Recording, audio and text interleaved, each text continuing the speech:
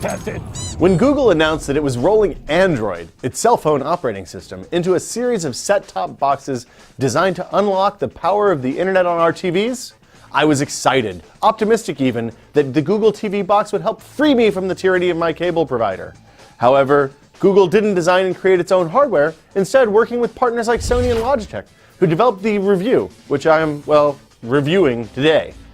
It seemed like a great match. After all, Logitech has a reputation of making solid home theater hardware, and Google has a great software track record, having produced dozens of tools that I use every single day. Unfortunately, the first iterations of Google TV aren't revolutionary products. Hell, they're not even evolutionary. They simply don't do much at all. The Revue consists of two main parts, a shiny plastic box and a remote control so giant it includes a full-size computer keyboard. The box nestles snugly between your existing DVR or cable box, passing the HDMI signal from your existing cable box through to the TV. In theory, this setup gives you access to the miracle of video on the internet, while simultaneously letting you keep the cable box interface and DVR that you're accustomed to. That's right, this $300 box doesn't include DVR functionality of its own. It just piggybacks on your current box. And if you don't have a cable box, you don't get TV on the Revue. The Revue includes an infrared blaster, which it uses to control your cable box as well as your TV and amp, assuming you can place the blaster somewhere that has line of sight with the IR receivers on all three devices. While this works fine as long as the Revue has a pretty good idea of what your cable box is doing, it quickly becomes apparent that there's just a one-way connection between the devices. Anytime your cable box lags, the Revue pushes on, and frequently the cable box ends up in limbo. Google TV thinks the set is tuned to one channel, when in fact it's on another. At root, this is because the Google TV boxes rely on another box for TV and can only send signals. They have no way of verifying if the PVR or cable box actually acted on them. So, if this isn't a PVR, what does Google TV actually do? In the case of the Revue, it kind of lets you search all the video that's available from your cable provider and on the internet. You can also browse content by genre, content type, topic, or even search by keyword. With thousands of TV channels available to me, search seems like it would be a really valuable TV watching tool. Unfortunately, the search function just tells you what's on at the moment you search. It doesn't do the one thing I'd really like it to: search amongst all the video content available to me on my TV, on my DVR, on my Netflix Instant Queue, on YouTube, on Hulu+, the rest of the web, and on my cable provider's on-demand service. When you use search on Google TV, it only returns results from the current TV listings and web video. It doesn't show results from Netflix, even though a Netflix app is included in the box.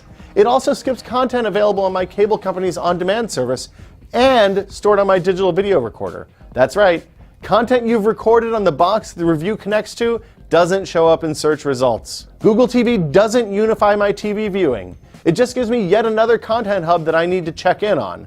Not good. Google TV also includes support for apps. The Revue ships with a handful of apps installed for Pandora, Napster, the NBA's online video service, Twitter, and Netflix, with more apps coming in early 2011 after Google releases the Android market for Google TV. I want this device to have dozens of apps that tap into the vast quantity of TV made available directly from the broadcast networks and other providers, but they're not available today. Also missing is a Hulu Plus app, another door to tons of awesome content on the internet. And the Netflix app is a straight clone of the archaic first-gen Roku app. It's just straight crappy. The Netflix app only gives you access to the movies that you've added to your Netflix Instant Queue. It doesn't let you browse the catalog or, ironically enough, use search to find a specific movie. And if you still can't find what you want to watch in your TV listings or from an app, Google TV offers a third video viewing option, the raw, unfiltered web. Once you leave your D-pad behind and move your thumb to the trackpad, you can access a full version of the Chrome browser, complete with support for Flash video. While browsing the web using a mouse and full-size keyboard isn't an ideal living room experience, it's better than a kick to the groin. We were able to watch videos on many sites, but unfortunately Hulu blocks access to people using the version of Chrome used by the Google TV. Also not good.